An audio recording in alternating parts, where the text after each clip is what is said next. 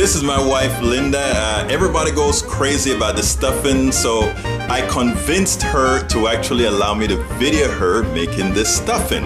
I really eat these gizzards, and for you folks that don't eat gizzards, don't be looking at this like, ugh, what is that? Okay, don't knock it till you try it. This is some real hometown, real good soul food stuffing with a touch of Panamanian. I don't know what the Panamanian is, but you know I'm gonna have to get that in somehow. You have to stick Panama in somewhere. Yep. Linda, what are those things that we have down there that I'm pointing at? This is chicken liver, gizzards, and this is just some onions and bell pepper and. What you did? You sauteed those? Well, I cooked that in the turkey. So you just bake that in its own? Yes, I bake the onions and the bell pepper and the garlic, everything in big chunks with the turkey. And what about all that juice that I see in there? I will use that. For what? For the stuffing. All right. How did you actually prepare the gizzards and the liver? Cook the livers, chicken livers and the gizzards separately because what is chicken livers cook really fast. So that is you cook the livers in there, right? This is chicken gizzards. And what kind of seasonings you put in those when you boil them? I season the gizzards with salt and pepper, garlic powder, onion powder. I chop up fresh cilantro, garlic, onions, bell pepper, celery. Yeah, the house was really smelling kind of good. That's what woke me up this morning. And what is this here? This is cornbread, just regular packet cornbread. Okay. And I make the cornbread separately and all the meats separately. And then I combine everything. So this is the mixture. Okay. I combine everything. So I guess what we're going to see is how you combine stuff now. Okay. Put all the cornbread in the pan. You have to crumble up the cornbread.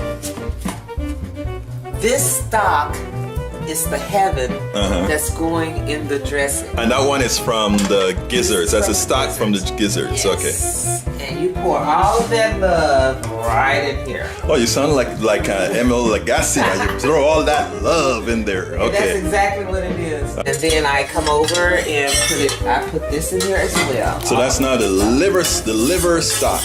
Yes. All right. Now, mixing time. And that is? These are gizzards. And that's a chopped up gizzards. Chopped gizzards. Livers. And that's the livers minced up real fine as well. All right. Now, you start mixing it up. Now, this much cornbread is going to take a lot of stock. Okay, you just pour the rest of this stock in the dressing. I sauteed a few little extra veggies. What is that you have there now? I have 2 cans of chicken stock. I'm going to add the chicken stock to the dressing to give it more moisture. Now here's this stuff, folks, funny. With all the fat that we already have in there, look at what you decided to go with. Chicken broth, 99% fat-free. Does it really matter? The secret to good dressing is moisture. I thought it was a seasoning. Now you're talking about moisture? I prefer mine to be served moist. Moist and wet. Stop. So folks, that is some very good tasting mud. That's a little more onion and garlic powder to this. This is garlic powder, just a little garlic powder. This is a little poultry seasoning.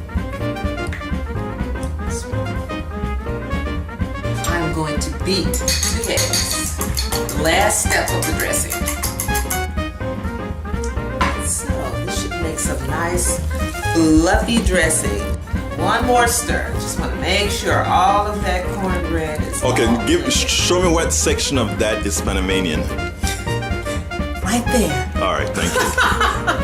So I just put it in here. Then I take my turkey wings.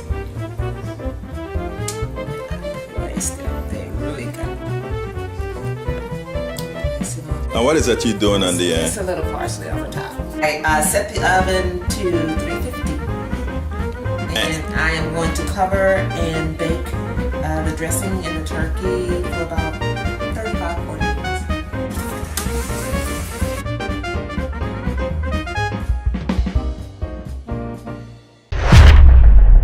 Welcome to another edition of Politics and Rant. I'm Egberto Willis, your host.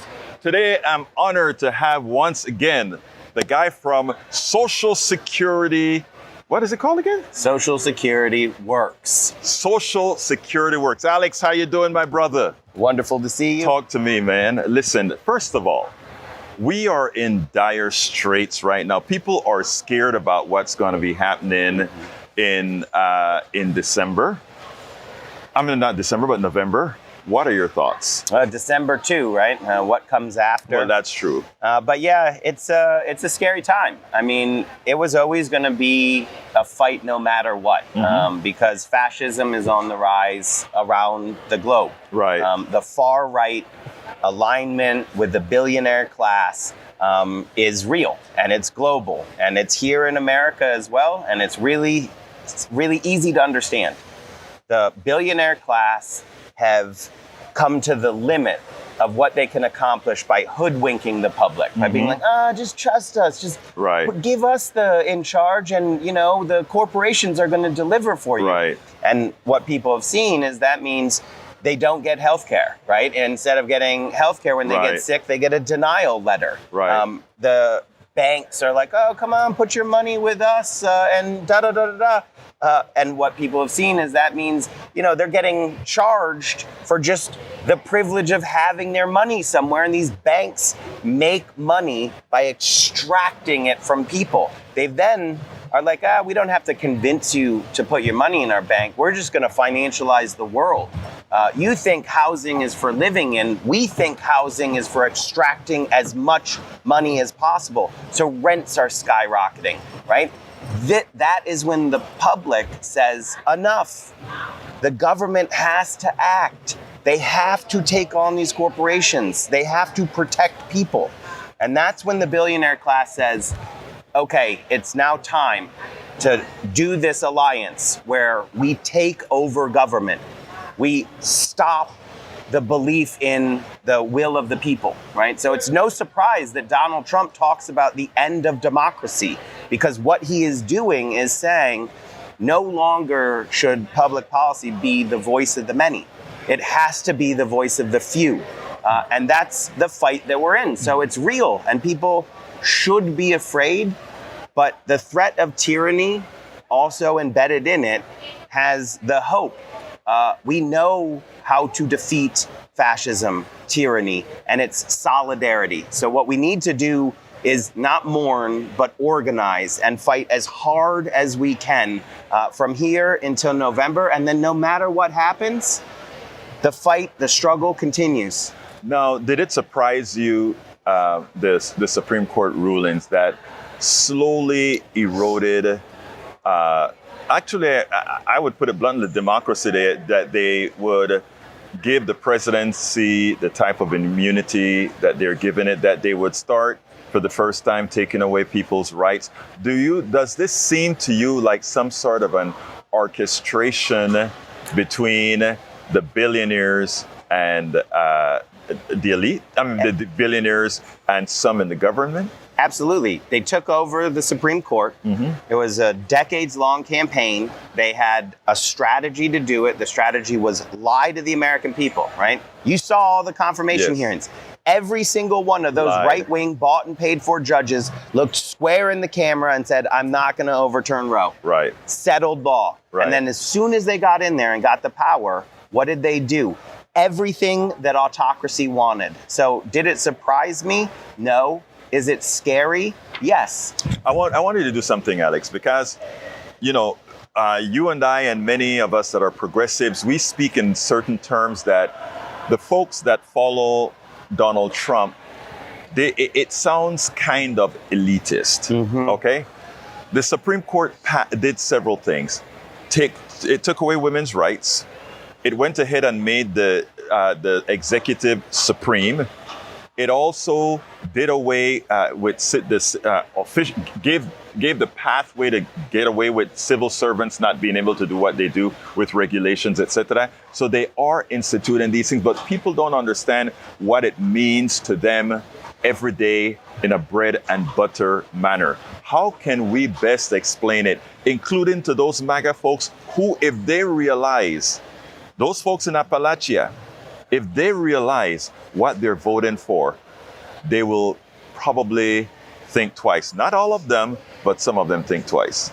Yeah, I mean, the difficulty of getting the story across is there. But what people should realize in Appalachia, for example, coal miners have been fighting the bosses literally for generations. Much of the birth of the labor movement happened in the mountains of West Virginia. But now they are the people who most support Trump. Because we're seeing a hoodwink, right? We're seeing propaganda and demagoguery. But it's also important to recognize what gives the opening for that. And the opening for that is when people do not see the democratic institutions fighting for them. When their material life circumstances are not improving, when they are getting sick and not getting the care that they need. That's the opening that gives people, they're like, well, why is democracy so important if it only seems like it works for the super rich? Now, you're the exec director of Social Security Works. One of the things that fight, in fact, for Social Security, but giving health care to everybody. It is something that people in Appalachia, people in the ghettos, people in the barrios should be running to because, hey, this is what we want.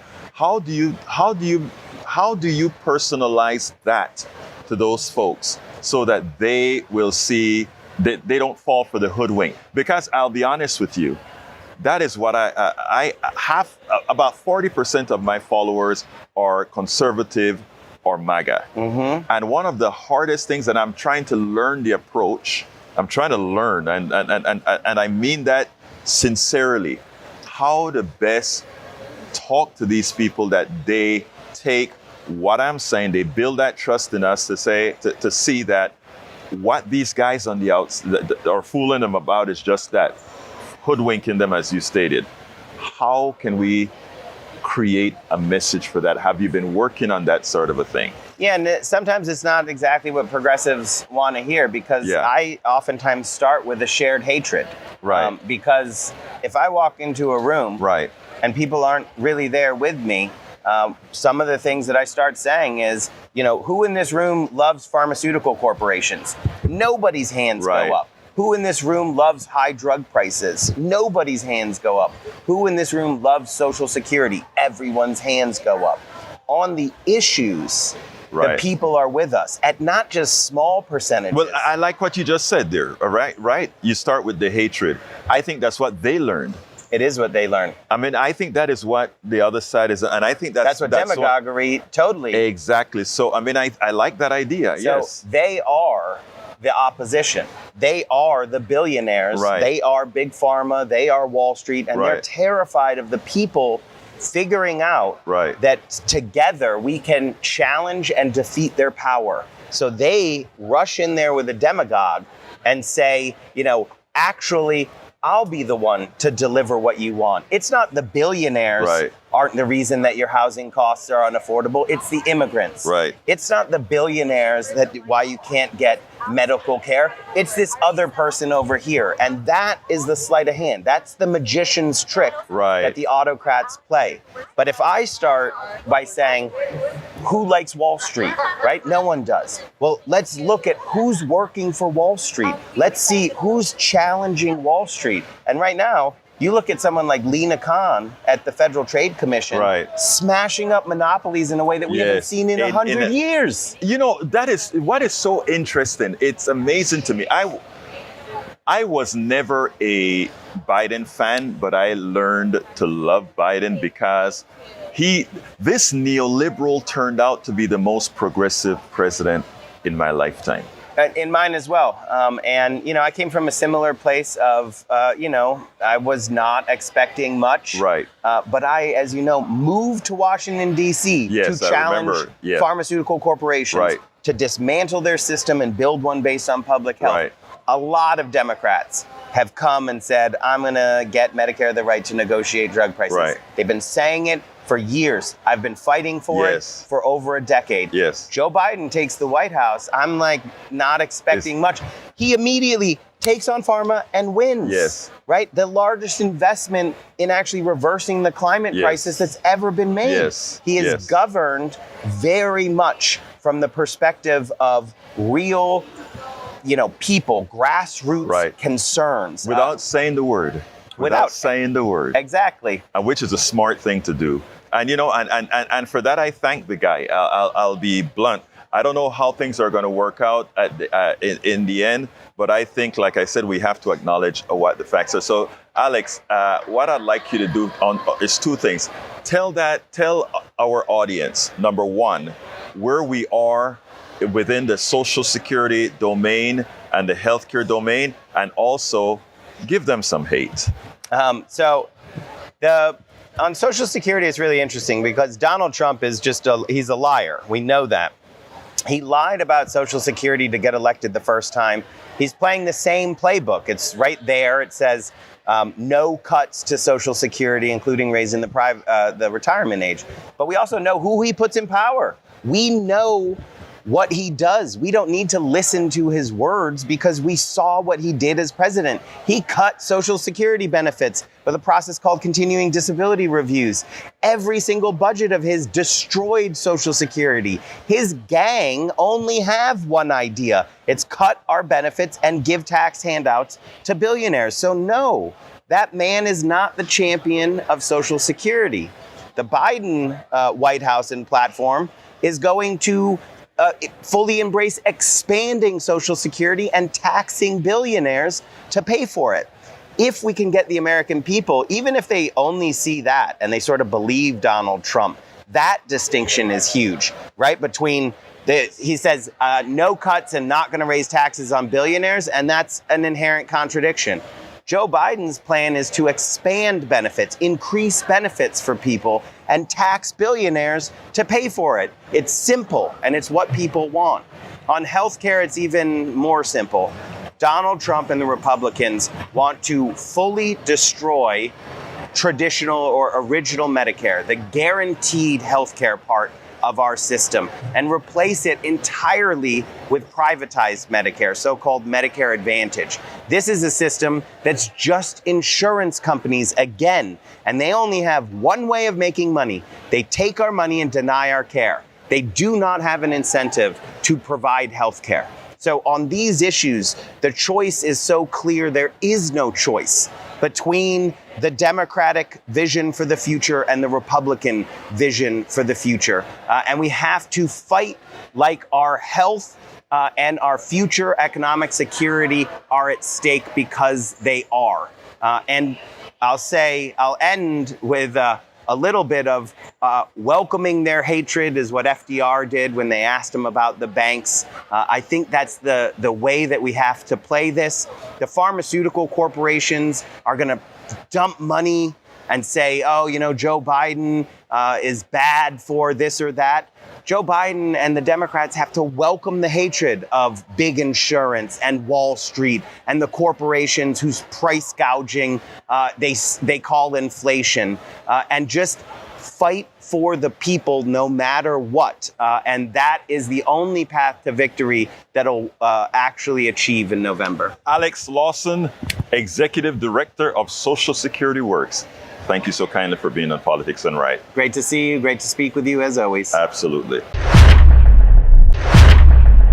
Jack Smith dropped all federal charges against Donald Trump, both for having the papers in Mar-a-Lago, meaning the classified papers in Mar-a-Lago, as well as the other case for the January 6th case, which was an attempted overthrow of the United States government. And we all saw with our own eyes the direction that Donald Trump gave to do just that. And in fact, hundreds of those thugs, hundreds of those terrorists that attempted to overthrow the United States government are locked up in jail doing substantial time. And their Führer, their leader, is now president of the United States again. Look, people get mad, right, when we talk about certain people having privilege. And Donald and Brother Van Bever just spoke about the wealthy being able to get away with much. And but you can't help but see it's a special wealthy that gets away with much. It's a special wealthy that has this type of privilege. This type of privilege to do wrong and have as the highest court in the land, says you are immune to doing wrong while you are president, and as long as you claim it's presidential duty. The last resort in our judiciary said that was okay. But the last resort in our judiciary isn't the last result in this country. The last result is you, the people, we, the people of the United States. And for those who want to blame the Supreme Court for having given Donald Trump some leeway, for those who want to blame the Attorney General for taking a long time before he started the prosecution of Donald Trump, that they may be guilty of that. But the most guilty of them all is us. Because we, after seeing this guy attempt to overthrow the United States of America with violence, with the death of an officer, with the death of one of his own followers, with the attack, with the dismemberment or the debasement of our capital, we still decided that we should elect this guy. In other words, whatever prejudices we have, we allowed those prejudices to elect somebody completely unfit for office. And now we're seeing it with the selection that he's making, which shows, as Kamala Harris had said during the entire presidential run that she did for 3 months, that this guy was not a serious guy. So now you get an unserious guy appointing someone with who claimed to have had a worm in their head, who is an anti-vaxxer, to lead our Health and Human Services Department. To get someone who has colluded with Russia, as best we can tell, to run our DIA, our Department of Intelligence, DNI. It is amazing. And it seems like we have Curtis on the line. And Johnny, I'll come to you after Curtis. Curtis is a young man who called yesterday, and we had a very good discussion as to why many in the working class, with all those things we've known about Donald Trump, chose to put a convicted felon, a rapist, and all these negative things that are not conjecture, but fact-based. But they still felt it better to put that in the office as opposed to a competent, intelligent person.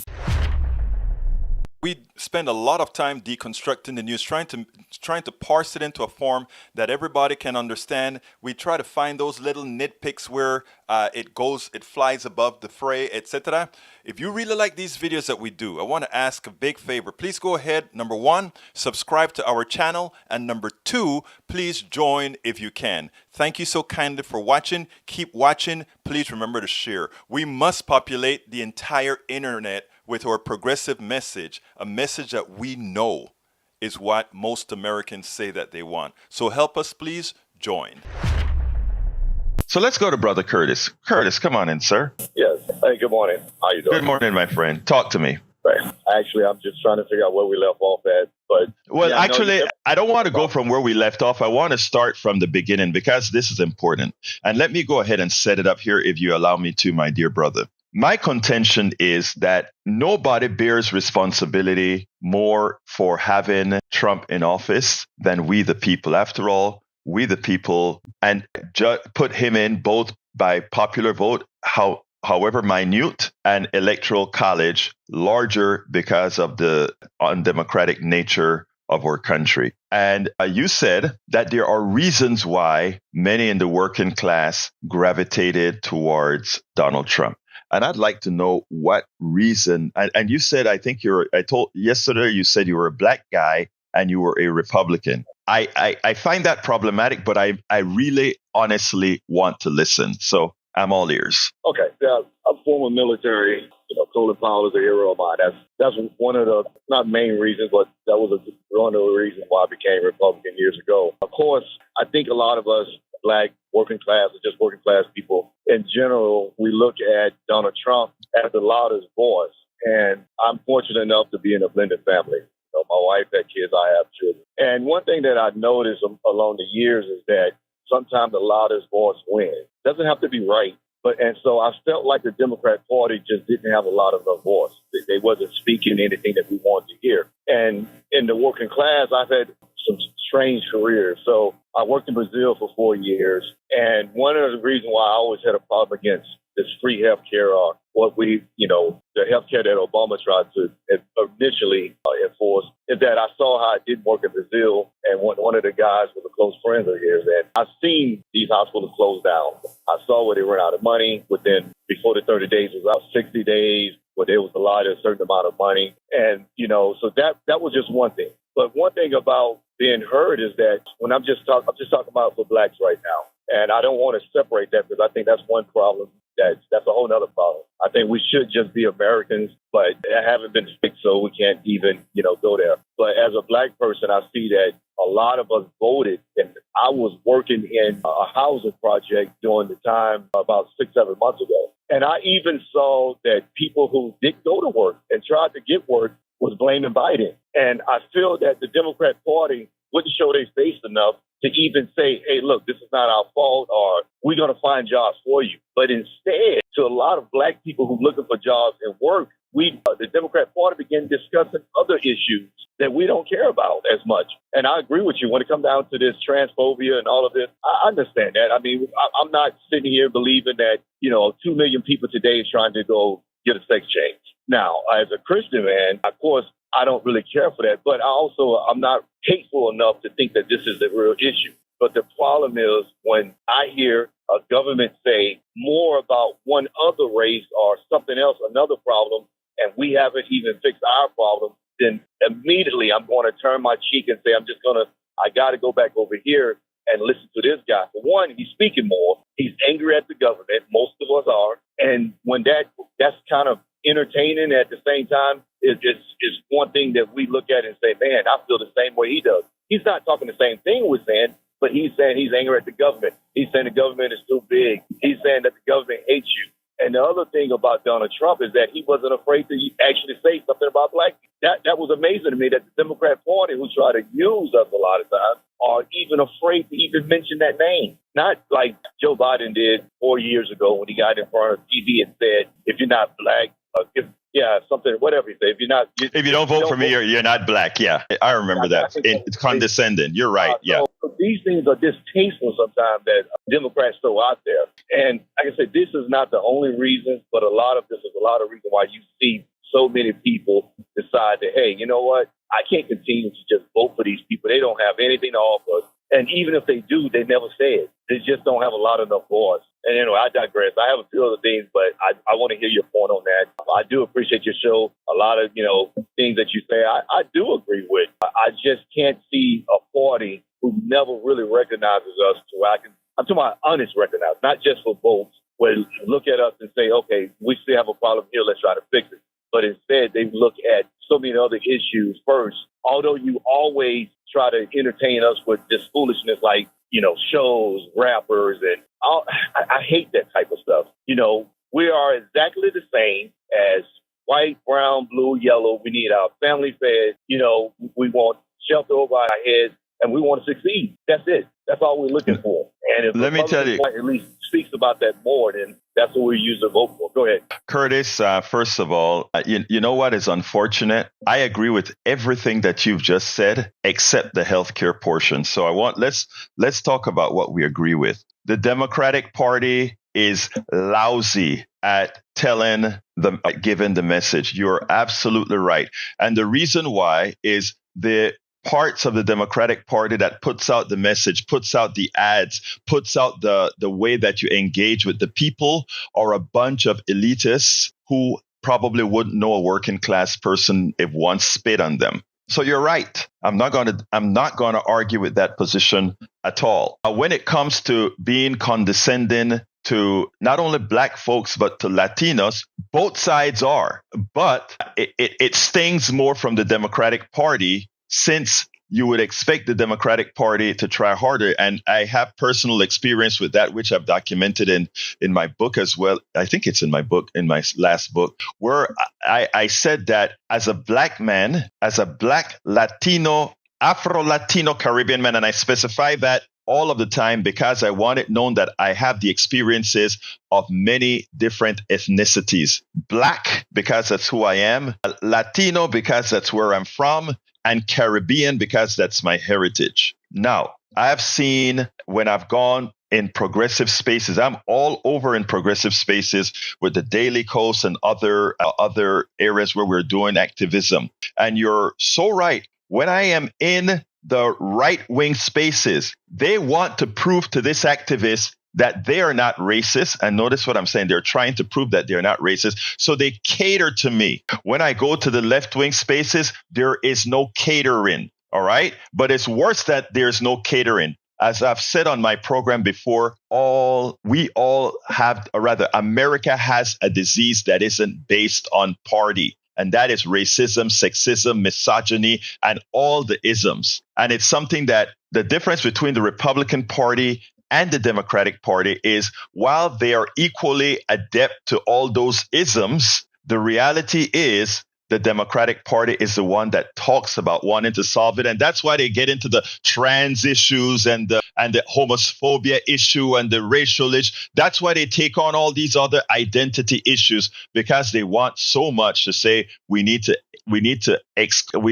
get that out of our system. Now, being able to, when things are hard, if the black community is being held, have a stroke, listening to stuff about a trans and homosexual seem like that Democrats are not doing the job to help people that are under financial stress. But here is a problem, my brother. Here is a problem. When it comes to communication is an issue, you're right. But when it comes to policy, all the policies that Americans say that they want, all these policies that Americans say they want, whether it be health care, whether it be child care, whether it be stipends for children, programs in schools, all of those policies that all Americans benefit from, that all Americans are helped by, Social Security, Medicare, all those policies that are in danger on the Republican side. Remember, every single Republican that has voted so far, that have come to power so far, has tried to privatize these things. And we know what privatization does to healthcare. We know what privatization does to all these institutions. Because there's a profit base, there's less money to actually do the job.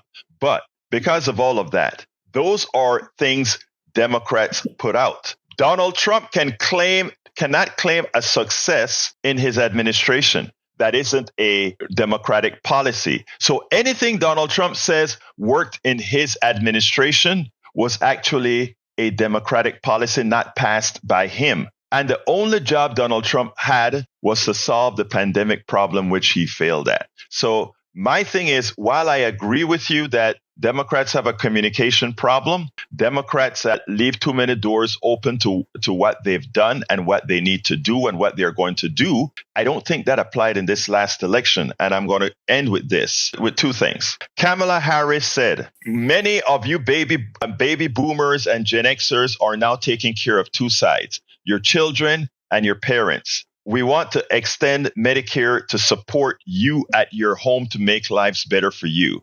Many of you younger people are having kids and things are so high right now. We want to give you extra support to get the things that you want. These are concrete, written out policies that's been spoken about over and over again. She said that is one of the things. Small businesses, you're a young man. You may want to have a small business at some time. She said, we are writing policies that will give you, that will allow you business credits that normally you'd only be able to get over a year. You'll get over several years, 50 grand. A home, a lot of folks want to buy a new home. Right now it's prohibitive because we have the vulture capitalists buying up homes, holding them, which cause prices to go up, and people can't afford homes. And which party support those policies? The Republican Party. That vulture type policy. Which party was saying we would solve those policies? The Democratic Party. So I'm saying, I get what you're saying, but those who voted for Donald Trump voted for not having the policies that would make their lives better, and instead now voted for a tariff that's going to cause prices to go up because you pay for the tariff. They're going to pass laws that make the environment worse. So what I'm saying, my brother, is as faulty as the Democrats are, I don't know if your mother used to tell you, you cut your face to spite your nose or something like that. I don't remember the phrase. But anyway, yeah. And one last thing on healthcare. Every industrialized country in this world has universal healthcare that doesn't bankrupt its citizens. We're the only one without it. And we spend more than twice as much as they do, which means any problems that you see in any country that gives universal health care, we wouldn't have those problems because we have so much more money. Anyway, come back to me, my brother Curtis. I agree about the health care, of course. That's what you ended on. So the problem with health care is that we know we don't have, in America, it would work, but there's no such thing as that type of honesty. Yes, we have the money. Yes, we have the structure for it. But I know it can't work because we don't have that type of honesty, because we have really greedy people. There's nowhere people are going to just understand that, okay, I work every day, but there's people over here that don't work. This is where we are. And this is what I'm saying about Donald Trump. I think America had to face themselves. We are as selfish as they come. Like I said, I've fought in many conflicts, and I promise you I've seen many different things happen all over the world. And one of the things I've noticed when I came back to the States is that we are some of the most selfish people. We mostly only care about our own indeed problems and issues. And that's what I mean about with black people. This is why they were just so adamant about Donald Trump. It's not that Donald Trump was a great person. I don't even believe to this day that Donald Trump is actually a Republican. He's not.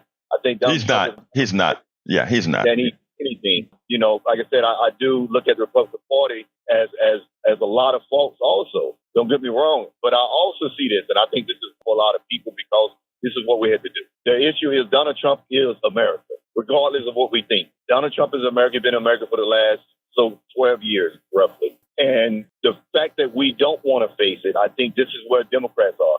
Yet so many people, Latino, Black, and just other races, not even that, even white. You know, we have to understand that, guess what? What we believe is gone. When you talk about that disease, racism, it's not.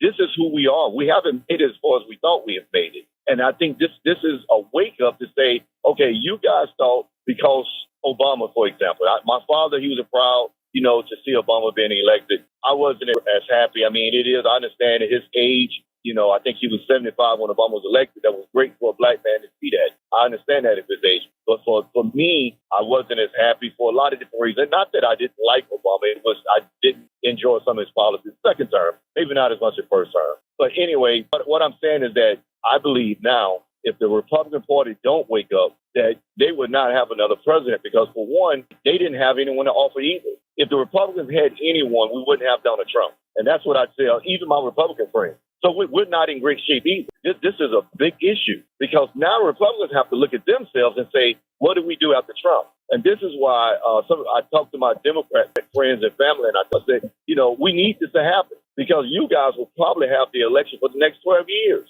And that's just being honest. If you look at the numbers, if you look at what's already happened, then it's going to take us 8 to 12 years, I'm talking Republican Party, to even rebuild after Donald Trump. Because what's it going to grow on? Are they going to try to bring up another Donald Trump? No, they can't do that because Donald Trump is Donald Trump. So now you're going to have a Republican who either going to have, and we will see this real soon. within the next year or two. You're going to have at least one Republican to shoot at Donald Trump in order for them to try to get in place to run against him or to run against his party now, because there is a MAGA party, no doubt about it. There's a MAGA party and there's a Republican party. And now you're going to have Republicans running against a MAGA party or either trying to get their voice to be heard. And that's all I have to say. I do appreciate, once again, you listening to me. There's a lot of things, like I said, this is my opinion. I'm not trying to say anything as fact other than what I do know and have seen with my own eyes. And even that daily. I'm old enough now to know that I'm not trying to find... Curtis, no. Let me just say, Curtis, I want to thank you. I want to thank you really for calling in and having a civil conversation, because what I get from you is that you actually are willing to listen and you're not just a one-item voter. You're going to vote what you think is the best interest of your family. And right now, it seemed to me like you were looking for a shakeup. A shakeup is what we're going to get. Unfortunately, I think a lot of people are going to get hurt in the process, including maybe yourself. But I do think a shakeup is in order. And I think the Democratic Party needed a shakeup to say, we need to move things away from those elite folks that don't know what a working class person looks like. And that's what I think that's what I'm getting from you. I'd like one other thing from you if you have about 2 minutes. What is it that you want out of policy? Out of policy for me, I'm looking for, I wouldn't say healthcare. I mean, I look at healthcare a little bit different from the way you see it. But for me, policy is one thing. I think we have to fix the tax system more than anything for me. That's the policy I think we need to work on first. I do want to secure the borders a little differently from what we hear so much on the mainstream. That policy has to be done. We have some of the worst borders in the world. And like I said, I pull security in other countries. I know they do not allow what we allow here in the United States. I can promise you that. I've been South Korea. I've been Afghanistan. I know how these work. It is nothing like this. I also would like to see an opportunity for not small business. I think this is the issue on both sides. Well, mainly on the Democrat side with small business. I have two small businesses.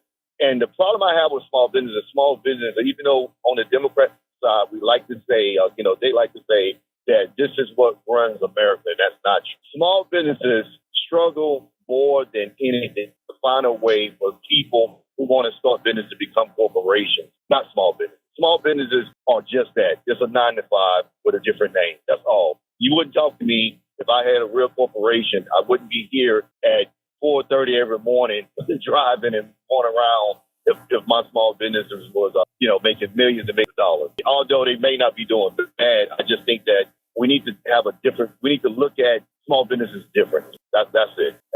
I think, well, look, I appreciate you. And let me just say this. At some time, we need to talk about small businesses. Let me just tell you, by the numbers, there are more small businesses hiring people than corporations do. And one other thing about that, by the numbers. And the other thing, my brother, is that I think what you talk about America as a selfish country, we've been preaching into everybody's head since they were born about individualism and exceptionalism.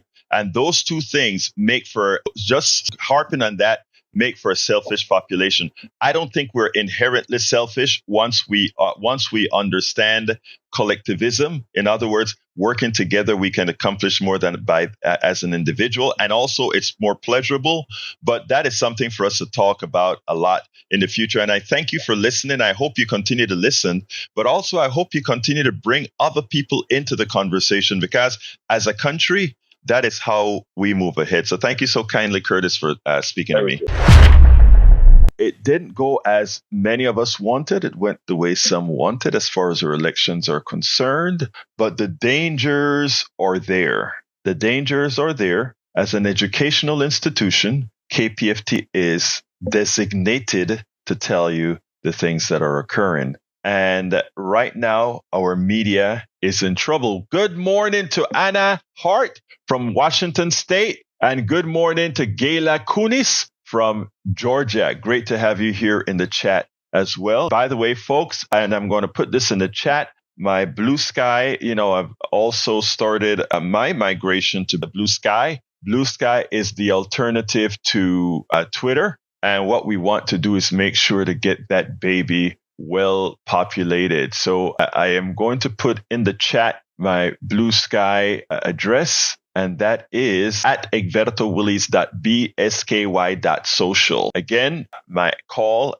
on Blue Sky is at Egberto Willies, all one word. Good morning, Paul Fleming from from Powder Springs, Georgia. Welcome to the program. Anyway, we're going to start today with what's happening in media. A few days ago, our good friend Tom Hartman wrote a piece called "Will Trump's Return Coincide with the Death of Progressive Media?" We all must support and share with our friends those outlets where we find useful news and information. If we fail to do so, America's media landscape may soon mirror those of autocratic nations the incoming president so admires. A lot of times people don't understand how serious things are until they're upon us and there's no return. Unfortunately, when you are being indoctrinated, the procedures are very well founded. It's called normalization. Imagine 15 years ago, somebody with the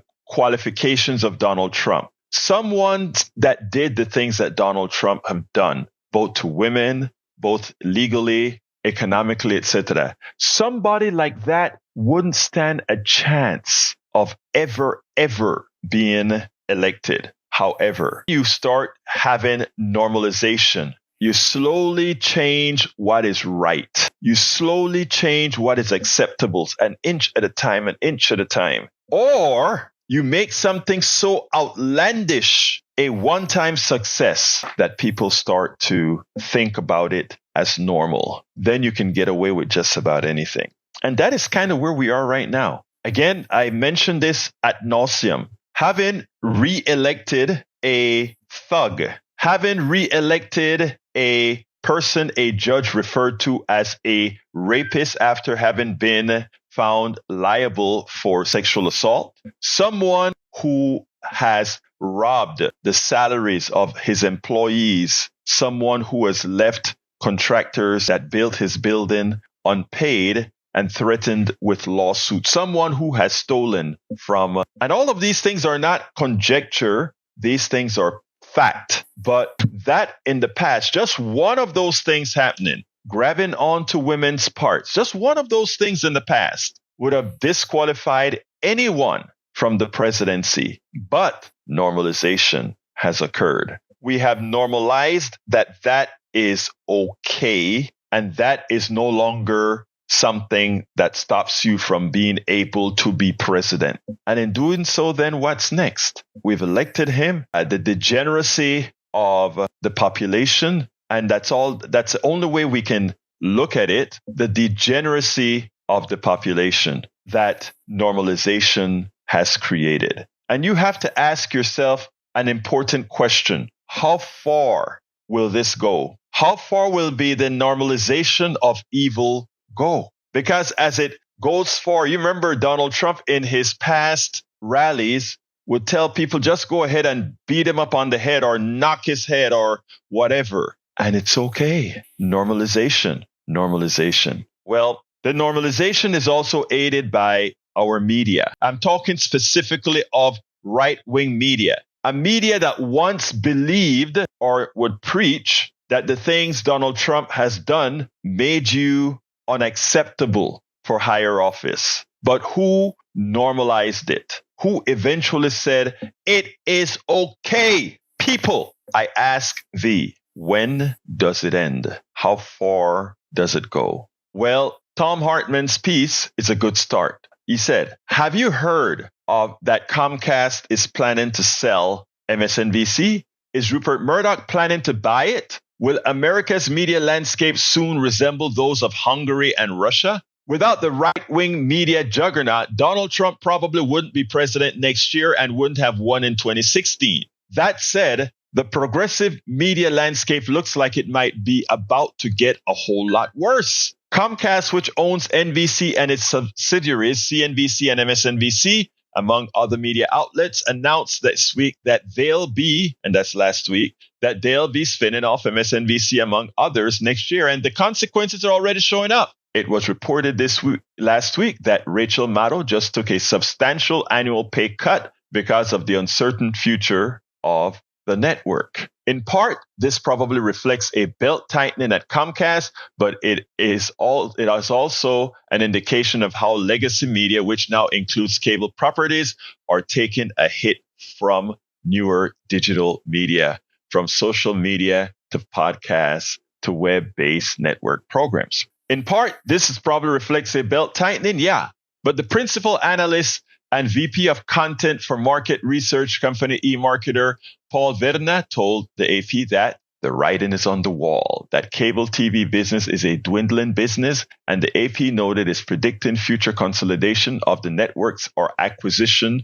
through private equity. You see, these guys can all be profitable, but if they're not profitably growing exponentially, they're unloaded to the next thing that can be to the next organization or the next entity from which we can extract. Private equity like Bain Capital and large media operations acquisitions have long history of gutting media properties to increase their profitability. Yes, to increase their profitability, they've done that. Air America Radio, for which Tom Hartman, he actually wrote the business plan and which carried his program, was on the air in virtually every major market in the United States, having leased over 50 major high-powered stations. But he actually used to beat Rush Limbaugh in a lot of times. But Air America kept losing station after station as they changed their programming, mostly to right-wing programming. And here we are, the election of a president sanctioned by the right wing.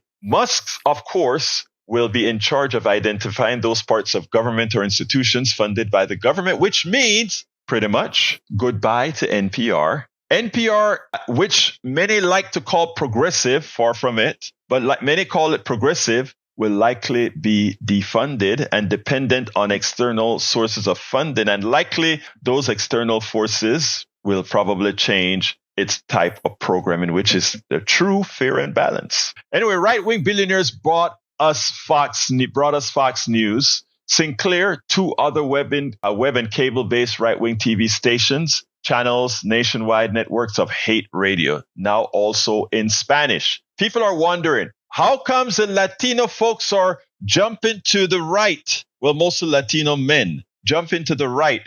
Well, guess what? Yeah. And I've been talking about this for several months now. Right-wing media is saturated with hate radio paid for by the billionaires. So when Democrats sat down and kept on talking about demographic is our answer, demographics is our answer, a nurtured demographic is no answer. An unnurtured demographic is no answer because the right is always there and ready to nurture that demographic. And guess what the right is doing right now? They have successfully entered the Spanish market. And in so doing, I ask everyone here, please go listen to Spanish radio. Go listen to the ads on Spanish radio. And you see where we're heading, folks. Lack of investment of the left while the right continues to invest in your minds. Not to mention the entire network of billionaire-funded, hard, right, phony, pink slime newspapers that pop up around the country every election year. Tens of millions of dollars in subsidies to right-wing podcast hosts. Think about this. Grogan, 6 years ago, was speaking about Medicare for all. He was speaking about healthcare. He was speaking about education for kids. Grogan sounded like a left-winger 6 years ago. I don't have the time to play a 10-minute piece that one of my PDR posse members on 3 o'clock sent me. And Johnny, I'm coming to you in a minute. But Rogan, he was actually promoting a Medicare for all. Then what happened? Again, who are his funders now? Who is funding these operations? I told you guys last week, Politics Done Right, as an independent media organization, mostly with the progressive left, got offers to switch from the progressive information that I put out there to just become a right-wing stooge. Money, dinero, plata, capital. And I looked and I said, you know what is funny? At the stage in my life where I gave up my engineering company, my software development company to do activism, because I thought I found a way after my bills were all paid to go ahead and invest the good fortune that America has brought into progressive activism to ensure that everybody had that opportunity to move forward. But at a time at the lowest, when things hit pretty hard because of illness and other things in a family, that looked great. Going to the right looked great.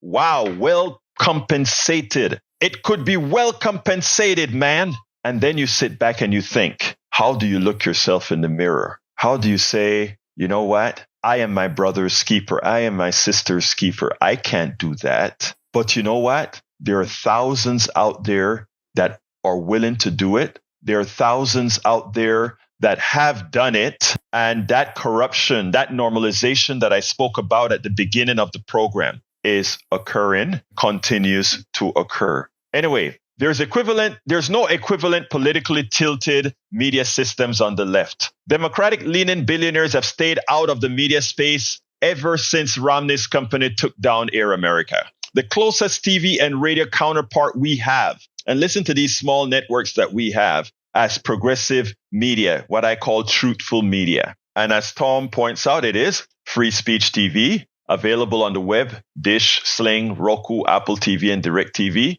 And the progressive channel on Sirius XM. His daily program is carried there. I want you guys to think about that. True progressive news can only be found in very small spots. Of course, with the advent of Substack, a lot of independent media guys that have been dumped by the corporatocracy or dumped by because again they spill too much of the truth. They've now many migrated to Substack, which I am on now as well. Substack, which is and by the way, I'm at egberto.substack.com.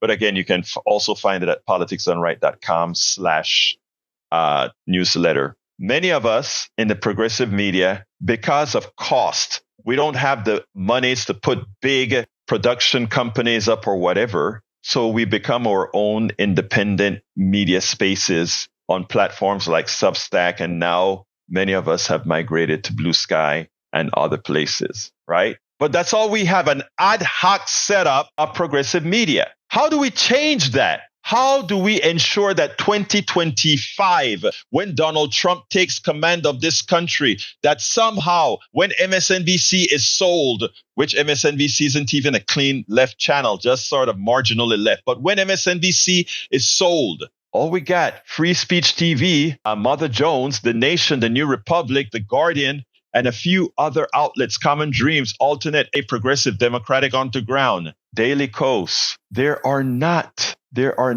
many sources compared to the right-wing indoctrination machine. And you know who solves that? Only you can. Only you can solve that by ensuring that you read and you share and you make people aware of all of those doing the work in the progressive media. That's the only way. It has to be geometric progression from the individual, or I should say exponential growth. If everyone shares 10 pieces of information every day that those of us in the progressive space put out. Again, I repeat, if all of those who read a politicsdoneright.com/newsletter or a Tom Hartman or any one of these, if any of you make sure to share our content 10 times and ask each of those people to share 10 times, we start to get exponential progression of our data in the hands of people who trust you and trust those who you trust. It has to be grassroots going forward. It has to be grassroots going forward. Folks, I hope this little narrative, this little soliloquy starts to lay upon you the importance in getting the progressive media out there and getting you to be a part of it. Back at Coffee Party USA, at the time that I was a board member, we had a program called Be the Media. And what it was telling every individual was that you had to play a part. It was imperative that you play a part in getting truth to your fellow man. When you tell the truth to 10 people who trust you, it's much more effective than just them listening to Fox News because they trust you. That is one thing many of us should understand. So all of us must be the media. All of us must be sharing progressive media, and all of us must be remaining engaged with all of those, whether we like them or not, whether they're MAGA or right wing. We always have to keep that engagement and push that truth. Some of it will not be accepted, but keep pushing that truth. We spend a lot of time deconstructing the news, trying to parse it into a form that everybody can understand. We try to find those